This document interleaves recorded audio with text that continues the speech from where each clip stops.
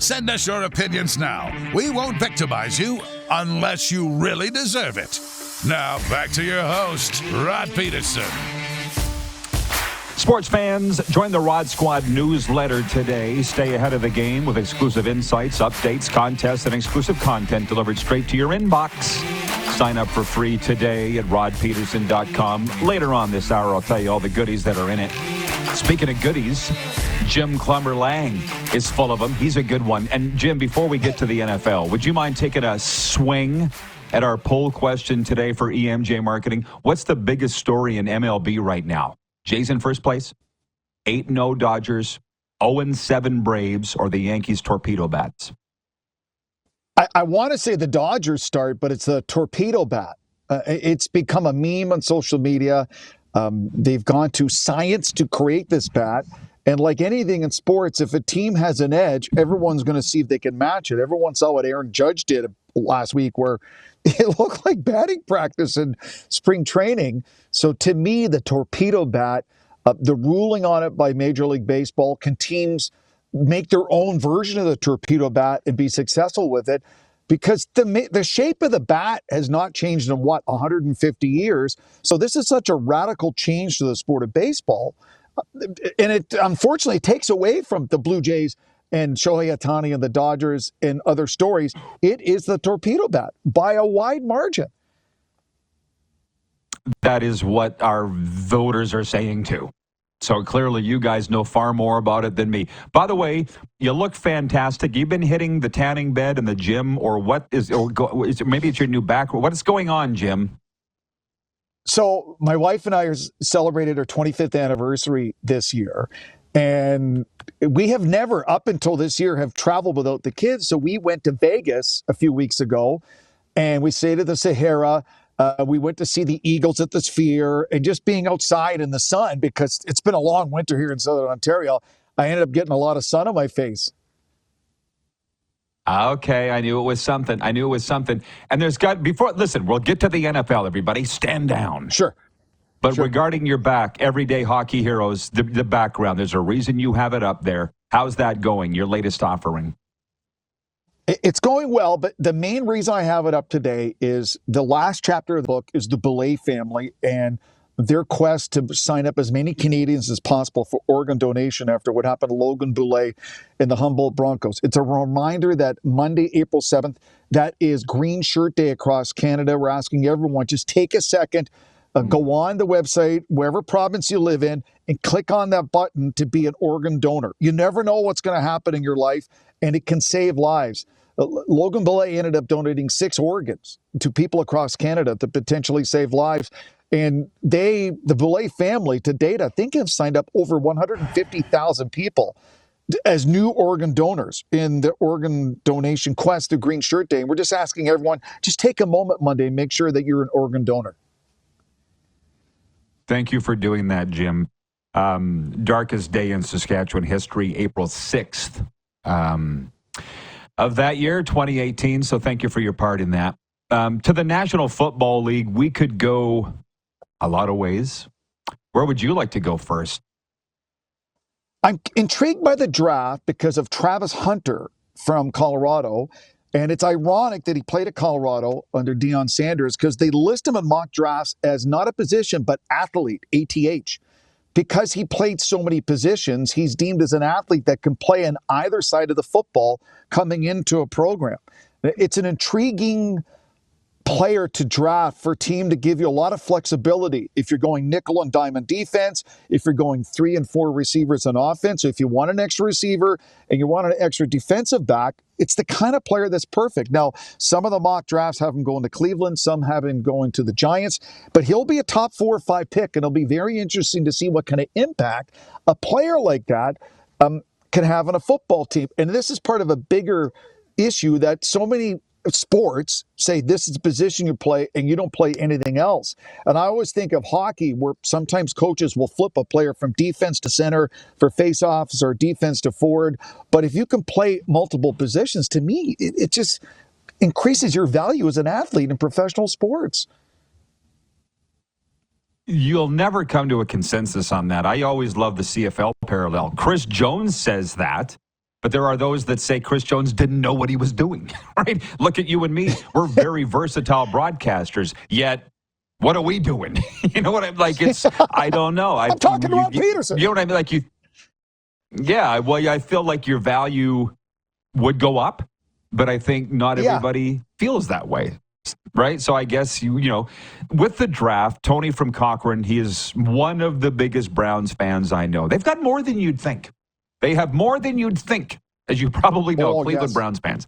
He says he's hearing they're going to take Abdul Carter number 2 and platoon him or feature him, I guess, with Myles Garrett. I'm not sure how they would do it, but what do you think Cleveland will do at number 2? A lot of people are assuming Penn State's Abdul Carter's going to Cleveland. Now, when they're in a pass rush situation, 3rd and long, and you can put a kid like Carter opposite on the line of scrimmage to Myles Garrett, I don't know how opposing offensive linemen handle that. Because the way the offenses in the NFL are built right now, Rod, it's one thing to have a good quarterback, but if you can't put pressure on the opposing quarterback, eventually they're just going to carve you up. And for a team like Cleveland, after the year they had last year and trying to bounce back and trying to become a contending perennial playoff team, to have that kind of, for lack of a better term, edge on defense, where you know that if the other team's in a passing situation, that you can put pressure on the quarterback, that means there's a better chance of 3 and outs, getting the ball back in your offense, and that could be better for the long run. So whether they go Travis Hunter or Abdul Carter, they can't win. But if it was me in the war room for the Browns going into it, I'd lean towards Carter because of what they can do defensively. You alluded to it. They could spell off Myles Garrett and keep him fresher, or they could put both of them on the field at the same time. Yeah, I think it's a given that Cam Ward's going to Tennessee, right? Like there's no drama at number 1. No.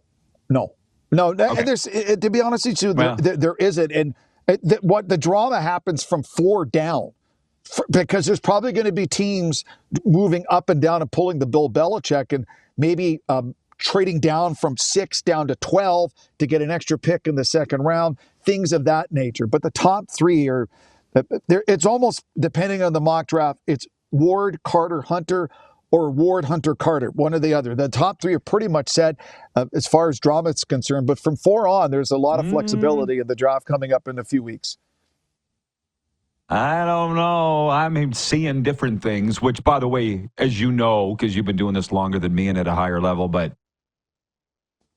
the teams aren't telling anybody doing a mock draft. No. I mean, who your go-to? Who's your go-to? I end up bouncing around between CBS Sports. They have some good mock drafts. I go to ESPN. I go to some of the football blog sites, to be honest with you. You know, Pro Football Outsiders, basically all they do is break down the analytics and the math and the science behind football and take a look at it. And as a matter of fact, I mean, when people talk about analytics, Pro Football Outsiders were the first people to say, when you're looking at a quarterback, it's not just, can he throw? How well does he throw on 3rd down?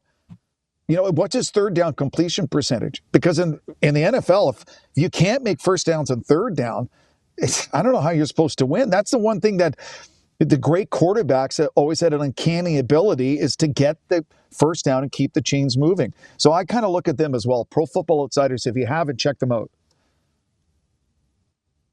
Allie from Texarkana has checked in. Hey, Allie. We've talked she's from Texas. She comes here for the hockey talk. She gets sick of football talk in Texas. Can you imagine? Well, we'll get around to that, but I'm not done with it. Deion Sanders lives in Texas now. As you know, he's from Fort Myers, Florida. Signed a 5-year extension with Colorado.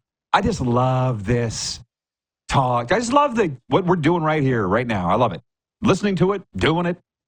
You know, does he live to see the end? Not live, but does he there for the full 5 years in Colorado? Yeah. Because there's that. I don't think he's staying in Colorado. There's going to be an out clause, obviously. And 2, his kid's going top 5, is he not?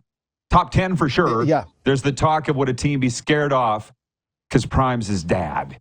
And would he be looking over the coach's shoulder? Fascinating. I love all this talk. I don't believe a team would be scared off to take Deion's kid because Deion will have, if he's staying in Colorado, he's going to be too busy to be micromanaging his son and the team. I mean, coaching at that level of the NCAA is more than a full-time job. I mean, you've seen some of the videos behind the scenes. He's not just coaching them, he's teaching them how to act as young men. And are you going to class? Are you representing the school and the team and the state and the city with pride? So he's like a surrogate father to 60-some teenage, early 20-year-old men. That's a full-time job. But as far as lasting the 5 years, I don't see it. After this year, it'll be quite interesting to see what kind of teams are making big decisions and take a run at him. We've already seen Bill Belichick making a big stamp in North Carolina football. How he's approaching it, he's running this NCAA football team like a pro football team. And that's going one way to the other. But I think because of Deion Sanders' history as a player and now starting to prove himself as a coach in the NCAA, teams after this year will take a long look at him and maybe offer him the kind of deal that, as you said, I can't imagine he's got a deal that does not have an out clause. So after this year, he would go to the best situation. Because if you're Deion Sanders, why leave what you have right now unless it's a situation where you know you can be successful? He's not just going to go to the first team that offers him a job. Now, if it's a team he likes that has a chance to win, that has a decent talent pool and quarterback, then yeah, I would think he'd look at it long and hard, Rod. Here's one for you. The hockey one for Allie and any other hockey fans that are watching right now. I went to FanDuel this morning for fun to see the futures odds for the Stanley Cup favorites. They don't look anything like the top five of the standings. They don't look anything like it because Winnipeg and Washington are at the top of the standings, but the favorites are Florida, Dallas, Edmonton, Colorado, and Vegas, Carolina are tied for fifth. Leafs aren't in there either, bro. But they had a big win last night. What do you think here? As someone who lives in Leafs Nation, yeah, it's great that they have the longest current playoff streak in the NHL, 9 straight years. But until they get to at least a conference final, I don't know why the odds makers would give them the benefit of the doubt. I have loved what Craig Berube has done with the team and the position they're in right now. I don't think people realize how good Matthew Nyes is as a power forward. He made a play last night from an incredible saucer pass, long-distance pass from Mitch Marner, and he goes in and scores. He's on the verge of being a 225-pound, 30-goal scorer. He's a special talent. There's a lot there, but the team I keep looking at is Colorado. I just wonder how good they could be in the postseason because of Nathan McKinnon. I know you guys were talking about best defenseman Quinn Hughes. I'm a big Quinn Hughes fan. I'm not picking him over Cale Makar. I'm not picking any defenseman over Cale Makar because he's just, what he's doing is just redonkulous how good he is. By the way, it's funny you said, well, I dropped my pen lid, sorry. I don't know how the odds makers, I don't know how they do it. And to be honest, like a lot of friends that are odds makers, and they won't tell me, which is fine. Why would they tell me their secrets, right? But I guess that it's kind of what you're saying here. Until you've done it, you're not going to be picked as a favorite because, that must be what they're thinking. I mean, I'm a big fan of what Scarlett O'Neal's doing in Winnipeg and what the Jets have built. But the Jets have a history of early round exits in the postseason, going back to the 80s when they had Dale Howardchuck as their prime player. So it's, again, you have to prove to the fans, to the odds makers, that you're capable of winning a number of rounds and going deep into the postseason. A lot of people just wonder, can Edmonton repeat the magic of last year? There's a lot of people doubting that. You alluded to the Dallas Stars. They're hot. No one's talking to me enough about the St. Louis Blues and the run they're on. And I would love to see another Canadian team in the postseason out west. I just don't know if Calgary and Vancouver can gain enough ground to leapfrog past St. Louis and get that last playoff spot. The way the Blues, they just can't lose right now. Not the way they're going. I think they've won 10 in a row. Yeah. So why? There's no reason to think they're cooling off. Are you a believer? I don't gamble, but I'll throw $20 into a Stanley Cup playoff pool. Are you a believer in getting hot at the right time? Like, I think the Jets, the 1 year, we've got a lot of Winnipeg viewers. Correct me if I'm wrong. They were like 9-1 in their last 10 going into the playoffs 1 year and then tanked it in the first round. And yet I think they were 1-9 going into the playoffs, the Jets again, and won a couple rounds. Like, how are you on momentum here? Because we're in the final 10 games. I do like the idea of momentum, but I take it with a grain of salt, Rod, because a lot of teams, the Leafs have got to have Austin Matthews healthy for the postseason. He's been playing with some lingering injuries all year. I'm not going to be surprised if there's that word again, load management for Austin Matthews down the stretch, where they give him some time off to make sure he's 100% healthy. The bigger thing for me is your goalie, is your number one goalie dialed in physically and mentally for the playoffs. Because you could be as hot as you want at the end of the season. If your goalie is not at his peak come playoff time, you just can't win now. It's just, there's no margin for error. It's the team with that hot goalie in the postseason, to me right now, is going to be the one that carries it over. And that's, I mean, for a lot of people in Leafs Nation, that's the big concern. They've loved a lot of stuff what's happening with the Leafs this year, and it looks like they're going to win the Atlantic, but will the goaltending be where they need it to be come playoff time? Because, I mean, unfortunately for Tampa Bay and for Florida, they know the kind of goaltending they have, and it's postseason proven goaltending. The Maple Leafs don't have postseason proven goaltending yet. Could this be the year that they get that and go on a deep run? That remains to be seen. And that's what's fun about it. Jim, as always, fantastic. Thanks for the time, and thanks for your support of the acknowledgement of the Humboldt Broncos and the Logan Boulay family organ drive. Thank you. And thank you for that shirt. I'm going to go online and we're done now and order one myself. Walmart, $14.99 US. So that's like 114 Canadian. Yeah. All right. Thanks, Jim. See you, Rod. Oh, man. Very popular shirt today. $14.99 at the Walmart right beside Amerint Bank Arena here in Sunrise. I'll be right back with a sports update and viewer takeover the rest of the way. We're live on Game Plus Television, streaming live and podcasting wherever the best podcasts are found.